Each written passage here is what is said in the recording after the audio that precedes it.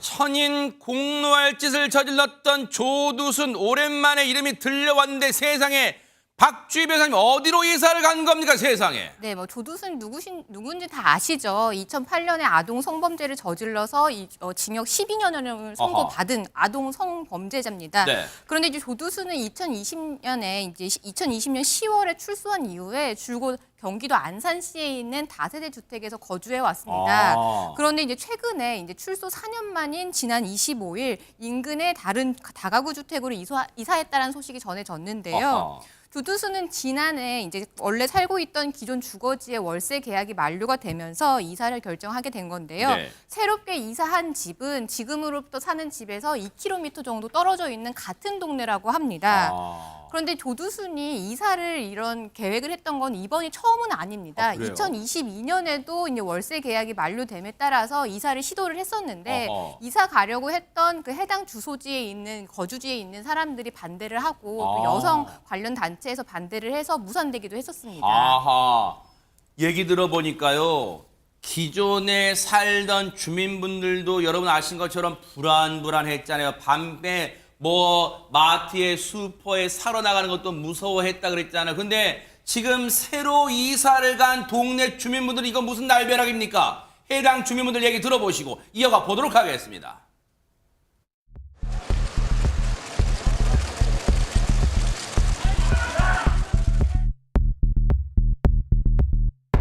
조두순 딱 조심해 이런 말은 듣긴 했는데 장난인가? 이렇게 이거 엉스러운데요? 아이 속살이 이 집 바로 옆에라는데 어떻게요? 피난해 죽겠네.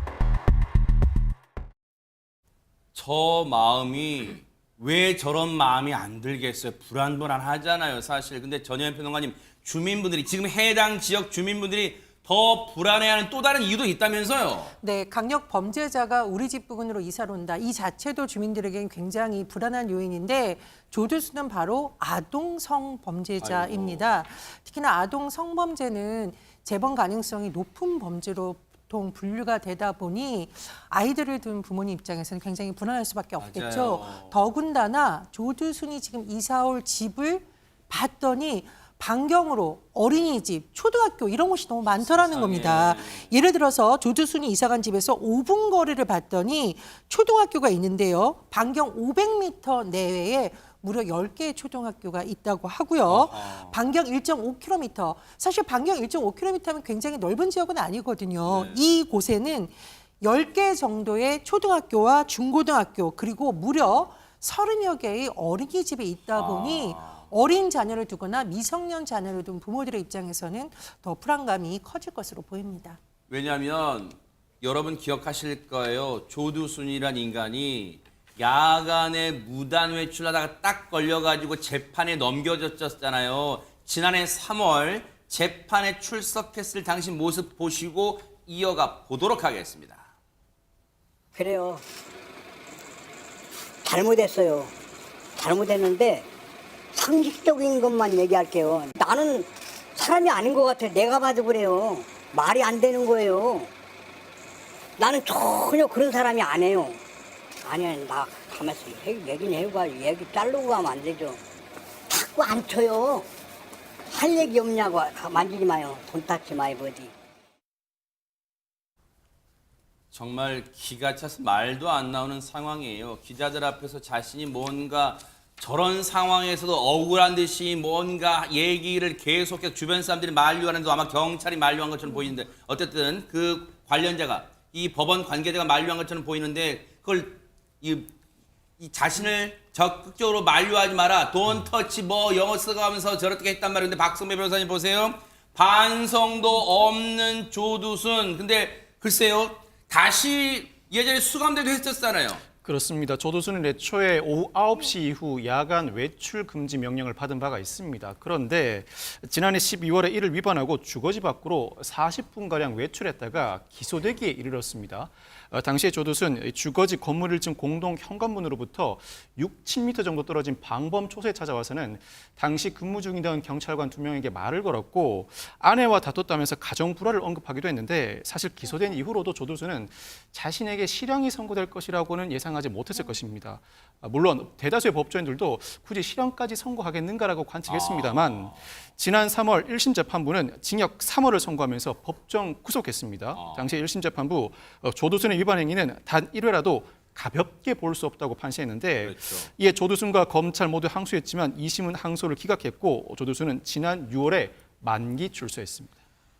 아니 이제 조두순이라는 인간의 거주지를 옮긴 것, 즉 이사는 현실이 돼서 이미 이루어졌어요. 그러면 이미 엎질러진 물이란 말이에요. 이담 아나운서, 해당 지역 주민분들의 불안감을 조금이나마 줄일 수 있는 조치들은 혹시 취해지고 있을까요? 어떻습니까? 네, 이미 조치들이 취해지고 있습니다. 일단 주민들이 인터뷰를 봤을 때도요. 한 주민은 딸만 셋이라 너무 걱정된다라고 이야기하기도 했거든요. 일단 경찰은요. 해당 거주지 근처에 상시 순찰차를 배치하기로 했고요. 또 경력을 추가 투입해서 순찰을 조금 더 강화했습니다. 이미 25일에 이사를 했기 때문에 이미 강화를 한 상황이고요. 네.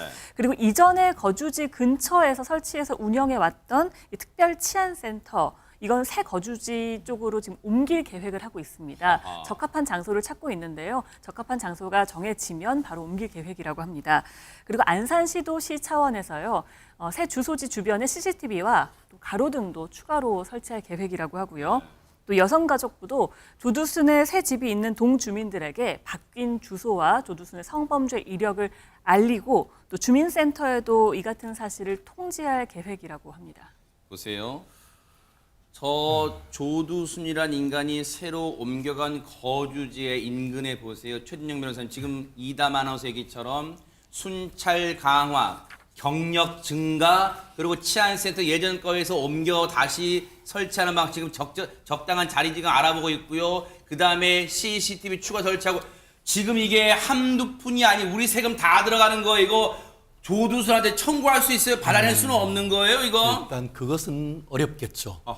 다만 범죄로부터 사회를 방위하는, 어떻게 보면 범죄 예방 차원에서 이와 같은 그 CCTV라든가 아니면은 뭐 가로등 추가 설치를 하는데 네.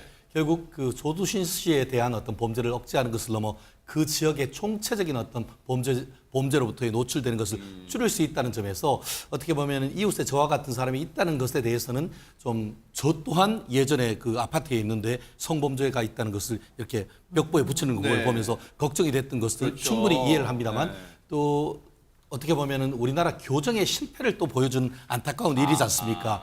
옛날에 형무소지만 지금은 교도소가 돼서 12년 교도소에 있으면 교화가 돼서 나와야 되는데 그것이 실패가 됐고 네. 결국 지금 우리 사회에 복귀한 이후에도 이 사회의 일원으로서 제대로 복귀하지 못하는 점이 우리나라 어떤 그 교정체계의 한계를 보여주는 것 같은데 어쨌든 경찰 그리고 안산시 나아가 아동 청소년 성보에 관한 법률의 담당 주무부서가 여성가족부다 보니까 여가부 또한 이 부분에 대해서 신경을 쓴다고 하니까 특히 이 지역에 대해서 이 지역 경찰과 지역 그 자치단체 네. 그리고 정부가 어떻게 보면 같이 관심을 기울인다면은 좀 더 안전한 지역이 되지 않을까 그런 생각을 해봅니다. 조두순이라는 사람이 지금 뉴스파이터를 보고 있을지는 모르겠습니다만 보고 있다면요.